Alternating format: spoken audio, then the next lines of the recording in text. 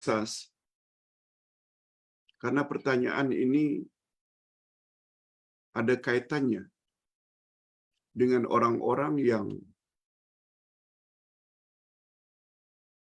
menjadikan Islam ini atau meyakini Islam adalah agama dalil, terutama Quran dan Sunnah. Ada sebahagian dari kalangan umat Islam, para asatizah,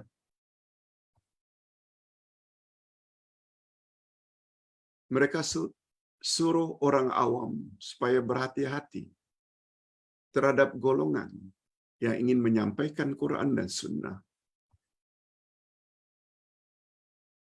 dengan dakwaan mereka masih muda. Mereka sebenarnya jahil. Mereka tidak tahu Al-Quran. Mereka tidak tahu hadis-hadis Nabi.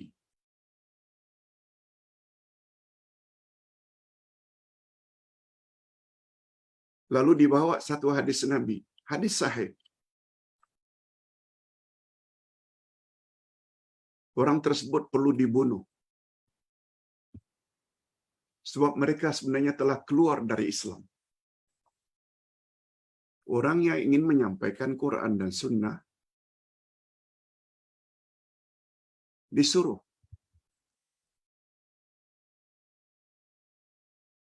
supaya dijauhi, malah bunuh, dan membunuh orang tersebut akan mendapat ganjaran besar dari sisi Allah di akhirat nanti. Lalu dibacalah hadis Nabi. Hadisnya hadis sahih. Dari Sayyidina Ali radhiyallahu anhu. Coba dengar hadisnya dulu. Sami'tu Rasulullah sallallahu alaihi wasallam. Aku telah mendengar Rasulullah sallallahu alaihi wasallam bersabda. Apa sabda beliau? Yakhruju fi akhir zaman qaumun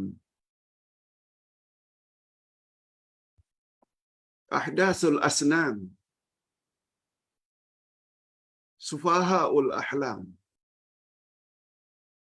qauluhum min khairi aqwalil bariyah salatuhum aktsaru min salatikum wa qira'atuhum aktsar min qira'atikum la yujawizu imanuhum taraqihim aw qala hanajirahum yamruquna minad din kama yamruqus sahmu minar ramiyah faqtuluhum fa inna qatlahum ajrun liman qatalahum yaumal qiyamah.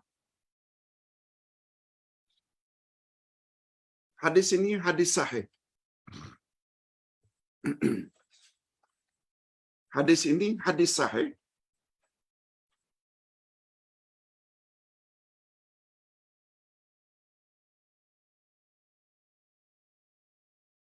Ada yang mengatakan hadis ini sanadnya hasan.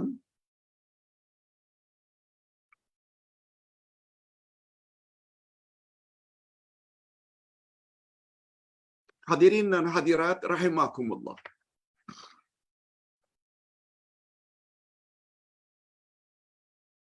Ustaz jelaskan terjemahannya dulu. Terjemah harfiah. Yakhruju fi akhir zaman qaumun ahdasul asnan sufahaul ahlam. Akan keluar pada akhir zaman suatu kaum yang umurnya masih muda, tetapi mereka jahil. Umur masih muda, ahdasul asnan.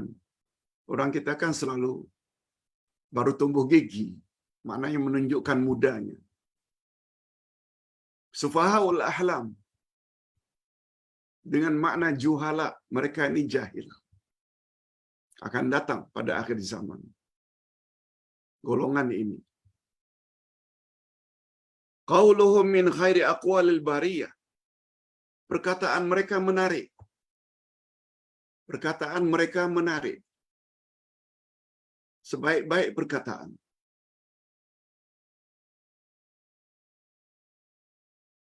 Bila bercakap ini Quran, ini hadis, ini Quran, ini hadis. Salatuhum aksar min salatikum. Salat mereka lebih banyak dari salat kamu. Wa qiraatuhum aksar min qiraatikum. Bacaan mereka lebih banyak, lebih baik daripada bacaan kamu. La yujawizu imanuhum taraqihim. Tapi iman mereka itu,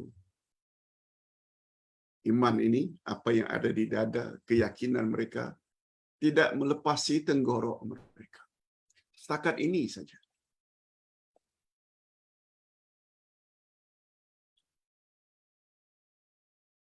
Yamruquna minad din kama yarqus saham minar ramiyah.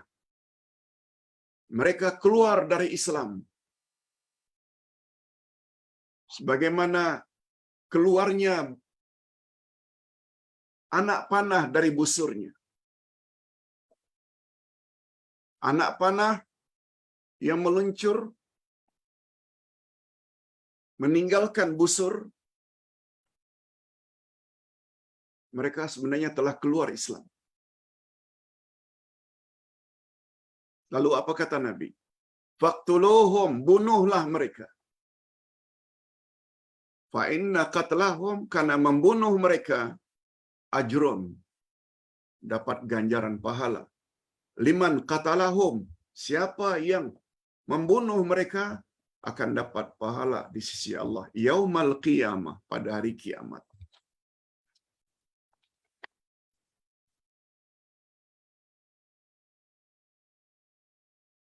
Sekarang timbul pertanyaan. Pak Ustaz, kalau itu terjemah harfiah. Tadi Pak Ustaz ada sebut. Terjemah harfiah maknanya direct translation. Itu dia direct translation. Apakah boleh kita ambil kesimpulan dari direct translation? Tak. Kita dah sebut awal-awal lagi tadi. Sebab kita perlu kepada terjemah maknawiyah. Yang untuk hadis, namanya syarah. Nah sekarang Ustaz nak baca syarahnya. Apa kata ulama hadis? Apa makna hadis? Ijma' ulama hadis mengatakan yang dimaksudkan oleh Nabi ini adalah golongan khawarij.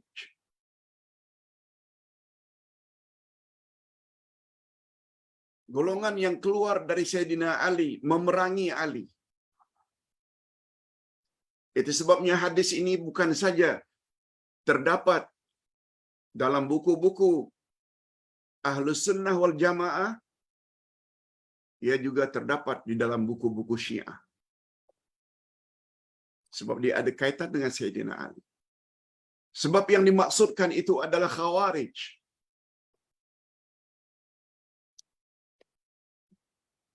Kita sudah jelaskan siapa itu khawarij.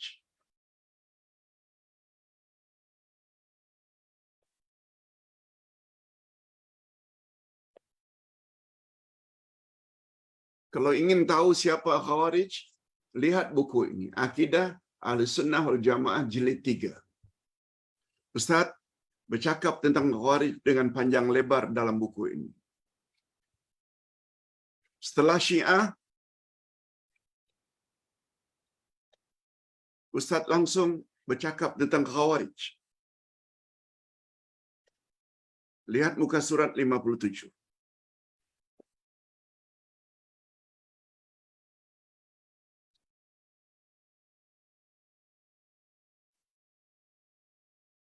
Khawarij yaitu golongan yang keluar daripada barisan Sayyidina Ali.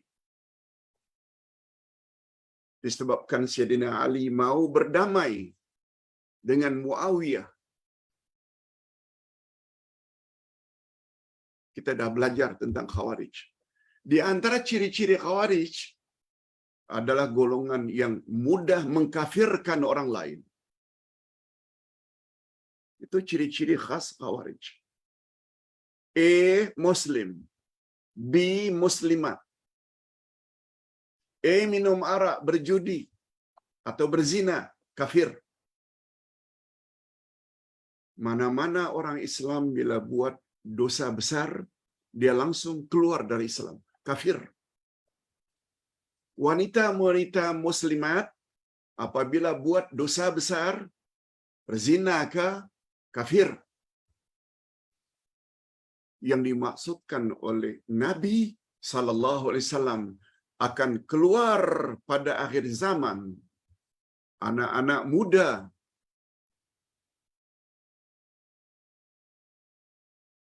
tapi jahil. Mereka bercakap tentang Quran dan Sunnah. Banyak salat mereka, banyak qiraah mereka. Tapi iman mereka tidak lepas daripada tenggorok mereka. Dengan kata lain, cakap tak serupa bikin.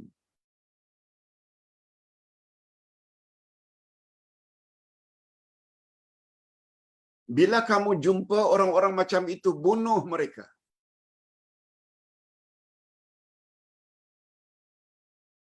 Itu sebabnya Sayyidina Ali bunuh golongan Khawarij.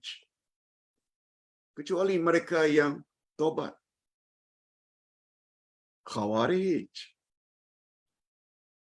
bukan maksudnya orang-orang akhir zaman. Tapi Pak Ustaz, mengapa ayat tersebut mengatakan akan muncul suatu kaum pada akhir zaman? Kata ulama hadis, di zaman Nabi juga boleh dikatakan akhir zaman. Itu sebabnya Nabi Muhammad dikatakan Nabi yang terakhir sebelum kiamat. Tak semestinya zaman yang sekarang ini. Itu sebabnya kesepakatan ulama hadis mengatakan golongan tersebut adalah golongan Khawarij.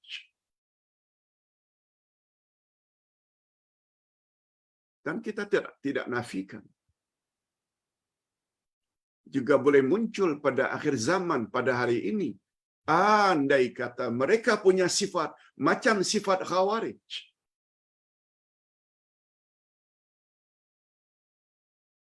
Jadi istilah anak-anak muda di sini bukanlah dari sudut umurnya.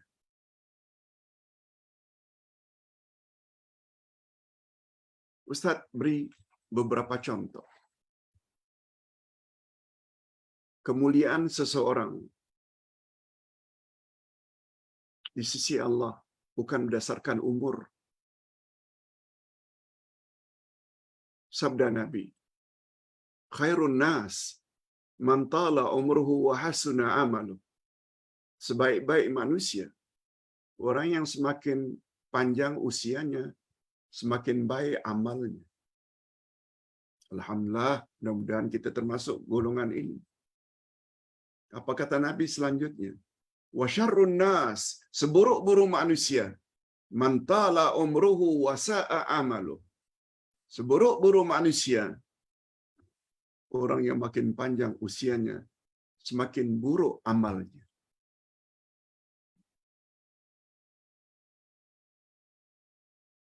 Jadi baik buruknya manusia berdasarkan hadis itu bukan berdasarkan panjangnya umur. Bukan. Tapi sangat ditentukan sama ada hasuna amaluhu, baik amalnya, atau sa'a amalu, atau buruk amalnya. Itu yang menjadi penentu baik buruknya manusia.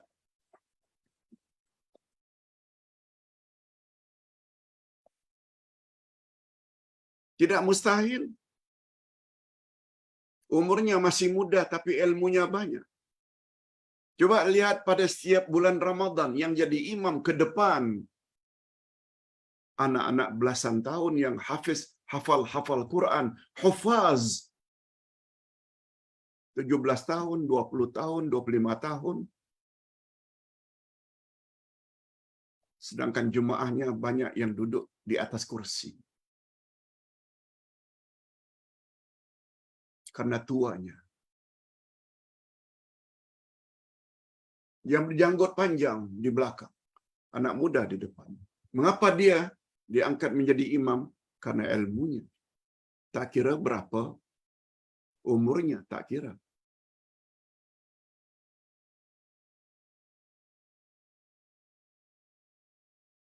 Itu sebabnya hadirin dan hadirat,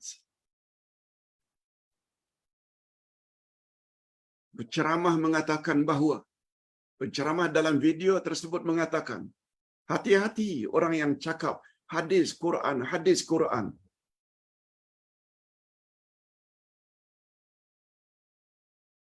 Mereka sanggup bertanya, salat yang wajib cukup 3 kali, lalu dibacanya ayat Quran.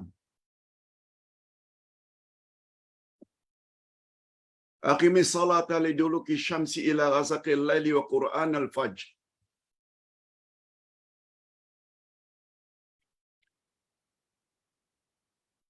Yang bercakap dengan itu adalah golongan anti hadis. Bukan orang yang pakar Quran dan pakar hadis. Itu golongan anti hadis, golongan liberal. Golongan yang banyak gunakan akal. Mengapa dibawa-bawa kepada ustaz-ustaz kita yang bercakap tentang Quran dan Sunnah? Betul mereka kadang-kadang lebih muda. Coba lihat, tak perlulah ustaz sebutkan nama-nama mereka. Mereka pakar-pakar hadis, pensyarah, ada PhD dalam hadis. Dapat PhD dalam hadis bukan mudah. Malah mendapat PhD dalam hadis, syarah hadis, ilmu hadis, dari satu sisi lebih susah daripada menafsirkan Quran. Sebab mereka mesti tahu sanad. Ini riwayat siapa, ini riwayat siapa, siapa itu kedudukannya, orang yang kepercayaan ke atau tidak kepercayaan, mereka mesti tahu. Universiti tidak boleh bagi dengan senang-senang sebagai pakar hadis. Yang mengkritik ini pula bukan orang yang pakar hadis. Hadirin dan hadirat rahimakumullah. Kalau beri ceramah lepas dengan akal semata, tanpa membawa ayat Quran, tanpa membawa hadis Nabi.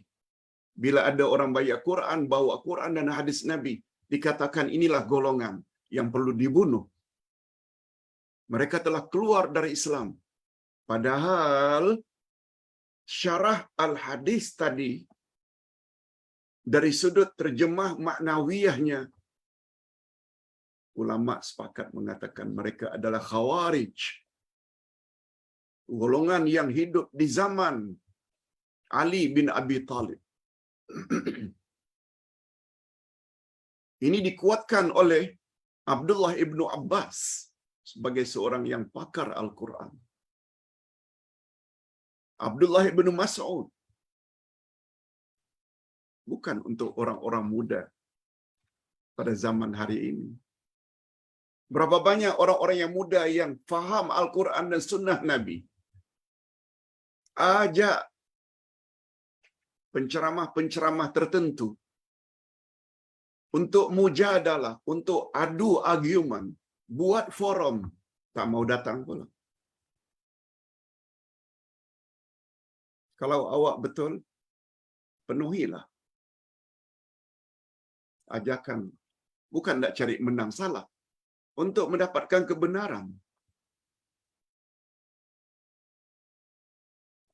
Terakhir, umur bukan penentu, tapi ilmu, sifat mulia, sikap. Pada suatu hari ketika Umar bin Abdul Aziz, cicit Umar ibn Khattab, menjadi khalifah, 2 tahun saja. Masya Allah, adilnya luar biasa. Sehingga ada ulama ahli sunnah memasukkan Umar bin Abdul Aziz Khalifah Ar-Rashidin yang kelima. Setelah Abu Bakar, Umar, Utsman, Ali. Ini berakhir lebih kurang tahun 40-an. Lebih kurang 60 tahun kemudian. Tahun 99. Meninggal 101. Kan maknanya berakhirnya Khalifah Ar-Rashidin yang keempat Ali bin Abi Thalib tahun 40-an lebih sedikit. 60 tahun kemudian karena adilnya Umar bin Abdul Aziz, cicit Umar bin Khattab. Beliau dikatakan sebagai Khalifah Ar-Rashidin yang kelima. Ketika beliau diangkat menjadi khalifah, maka datanglah wakil-wakil suku atau kabilah dari segala penjuru negeri datang ke istana untuk ucap tahniah. Selamat diangkat menjadi khalifah. Pendek cerita, satu demi satu ketua-ketua suku, ketua-ketua kabilah memberi ucapan tahniah kepada Umar bin Abdul Aziz. Satu demi satu. Tiba-tiba muncul satu orang mewakili kabilahnya, tapi masih muda, belasan tahun. Lalu Umar bin Abdul Aziz tanya, "Wahai anak muda, tidak adakah yang akan mewakili kabilahmu orang yang sudah lanjut usia? Sebab yang lain-lain itu semuanya janggut panjang, putih, sebagai ketua kabilah. Tiba-tiba kabilah yang satu ini anak muda sebagai wakil." Umar bin Abdul Aziz bertanya, "Tak adakah orang yang lebih tua dari kamu yang mewakili kabilahmu untuk menyatakan ucap tahniah?" Coba dengar apa kata anak muda itu.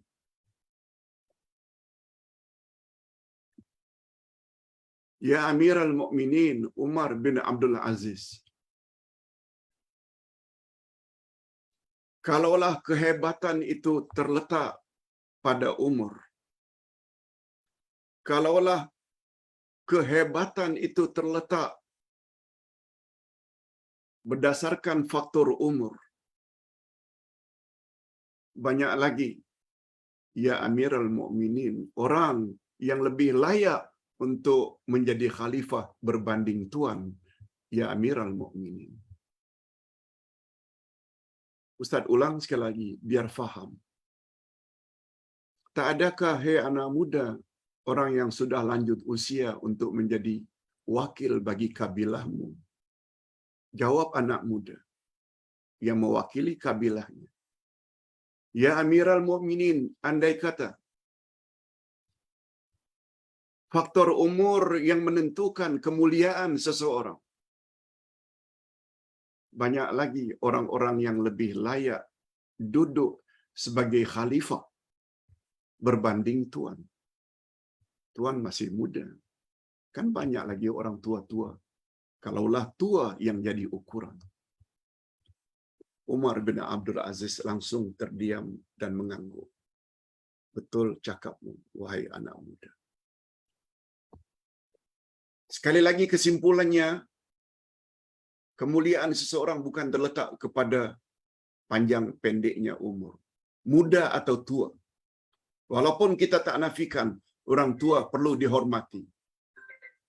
Walaupun kita tidak nafikan. Walaupun kita tidak boleh nafikan bahawa